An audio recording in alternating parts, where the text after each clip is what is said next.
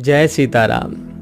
सनातन संस्कार के इस चैनल पर मैं सिद्धार्थ द्विवेदी आप सभी का स्वागत करता हूँ। आज हम यहाँ जनक नंदिनी श्री सीता जी के स्वरूप पर विचार करेंगे। वेदांत की दृष्टि से, योग की दृष्टि से, भक्ति की दृष्टि से तथा पुराणों की दृष्टि से जनक नंदिनी श्री सीता जी का जो तात्विक स्वरूप है उस पर गंभीरता से विचार करेंगे। एक बार आदि गुरु श्री शंकराचार्य जी भगवान से किसी ने कहा कि प्रभु, मेरी समझ में तो जब भगवान राम श्री सीता जी के साथ अयोध्या के सिंहासन पर विराजित हुए तब जाकर के राम राज्य की स्थापना हुई, किंतु वेदांती लोग कहते हैं कि भैया अभी तुम ठीक नहीं समझे हो।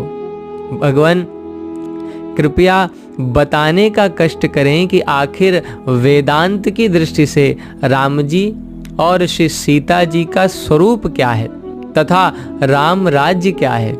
श्री शंकराचार्य जी मुस्कुराए और बोले, भाई श्री सीता जी केवल एक स्त्री पात्र ही नहीं है।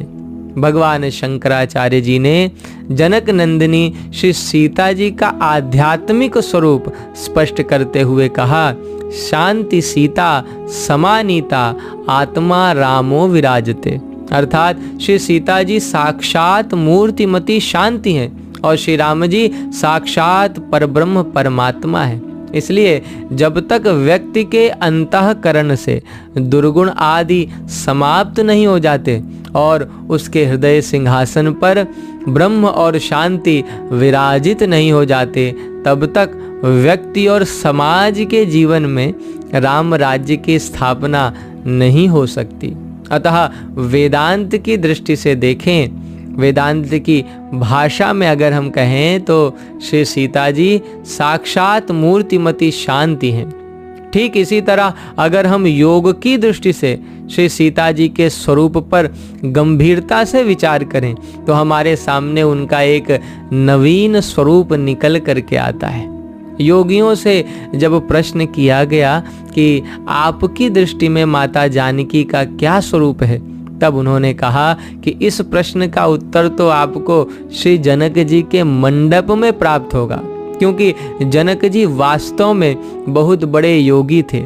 प्रणवऊ परिजन सहित विदेहु जाहि राम पद गूढ़ सनेहु जोग भोग मह राख्यो गोई राम बिलोकत प्रगट्यो सोई। वर्णन आता है कि महाराज श्री जनक जी ने के मंडप में जिस समय चारों राजकुमारों के साथ चारों राजकुमारियों का विवाह संपन्न हुआ, उस समय गोस्वामी जी से पूछा गया कि योगी की दृष्टि में इस विवाह का क्या अर्थ है। तो उन्होंने कहा कि अगर हम इस विवाह को एक योगी की दृष्टि से देखें तो यह केवल 4 वर कन्याओं का विवाह ही नहीं है, अपितु यह चारों राजकुमारियां जीव के अंतःकरण में रहने वाली 4 अवस्थाएं हैं और यह चारों राजकुमार ही इन चारों अवस्थाओं के स्वामी हैं। गोस्वामी जी इसका संकेत करते हुए कहते हैं कि सुंदरी सुंदर बरन सह सब एक मंडप राजहि जनु जीव उर चारिव अवस्था विभुन सहित विराजहि। चारों अवस्थाओं का विस्तृत वर्णन तो हम इस प्रसंग में नहीं करेंगे, केवल यह अवश्य कहेंगे कि यह 3 जो राजकुमारियां हैं वे जागृत, स्वप्न, सुषुप्ति की प्रतीक हैं तथा श्री सीता जी मूर्तिमती तुरीयावस्था हैं और श्री राम साक्षात परब्रह्म परमात्मा है। योग शास्त्र की ऐसी मान्यता है कि समाधि के माध्यम से जब योगी तुरीयावस्था में प्रवेश करता है तब वह ब्रह्म का साक्षात्कार करता है। इसका अभिप्राय यह है कि योग की भाषा में श्री सीता जी तुरीयावस्था हैं। इसी तरह जब भक्तों से पूछा गया कि आपकी दृष्टि में श्री सीता जी कौन है, तब भक्तों ने कहा कि वे तो मूर्तिमती भक्ति हैं। किसी ने गोस्वामी जी से जिज्ञासा प्रकट की कि जिस समय श्री भरत चित्रकूट में भगवान राम को श्री सीता जी के साथ वट वृक्ष की छाया में बैठे हुए देखते हैं, उस समय उन्हें कैसा लगा?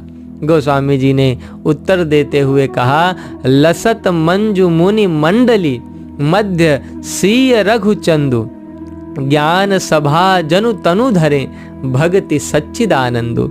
उन्होंने कहा कि श्री भरत को तो ऐसा प्रतीत हो रहा है कि जैसे साक्षात सच्चिदानंद और भक्ति ही शरीर धारण करके वट वृक्ष के नीचे विराजमान हो। इसका अभिप्राय यह है कि भक्तों की दृष्टि में श्री राम सच्चिदानंद हैं और श्री सीता जी मूर्तिमती भक्ति हैं, किंतु कर्मयोगियों के विचार से वे आदि शक्ति हैं। भगवान राम महाराज मनु के सामने श्री सीता जी का इसी रूप में परिचय देते हैं। प्रभु कहते हैं, आदि शक्ति जेहि जग उपजाया, सो अवतर ही मोर यह माया। और यदि पुराणों की दृष्टि से देखें तो लगता है कि साक्षात महालक्ष्मी ही जनक नंदिनी श्री सीता जी के रूप में अवतरित हुई हैं।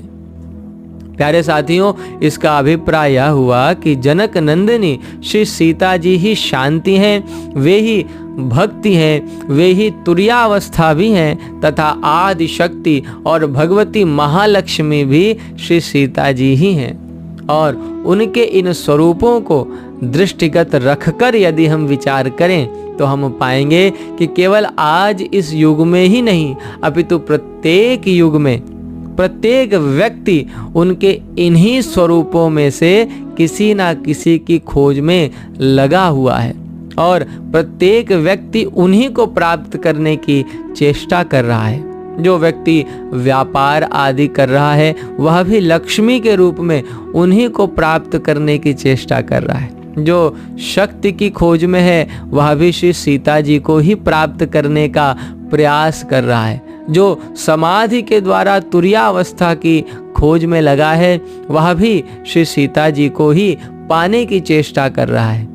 इसी प्रकार जो भक्ति की प्राप्ति में लगे हुए हैं वे भक्त भी मानो उन्हीं की खोज में संलग्न हैं। प्यारे साथियों, अगर हम विवेक पूर्वक विचार करें तो हम यही पाएंगे कि माता सीता की खोज हमारे और आपके जीवन का शाश्वत सत्य है। शाश्वत सत्य आज भी निरंतर हर आदमी अपने अपने सामर्थ्य के अनुकूल उन्हीं के इन अलग अलग स्वरूपों की खोज में लगा हुआ है। प्यारे साथियों, यह था माता जानकी का तात्विक स्वरूप। आप अपने विचारों को कमेंट के माध्यम से हम तक अवश्य पहुंचाएं। जय सीताराम।